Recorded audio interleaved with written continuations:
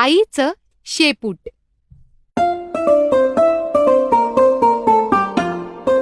जिथे कुठे आई जाते, शेपूट मागे मागे येते. स्वयंपाक करताना, ऑफिसचं काम करताना, आई उच्चून. फोनवर बोलताना, जेवण करताना, आई तू काय खातीयस? गाडीवरून भुर्र जाताना. हुर्रे. आईचं शेपूट नेहमी तिला बिलगूनच असतं.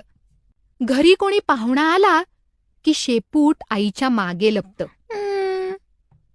बागेत खेळताना सुद्धा शेपटाचं एक टोक आईला धरूनच असतं. आई आई तू पकड ना मला.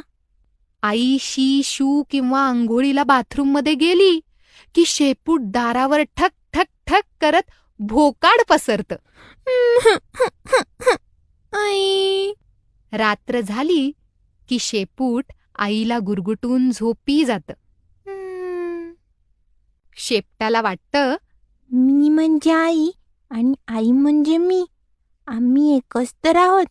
जिथे कुठे आई जाईल मागे मागे मी जाईन.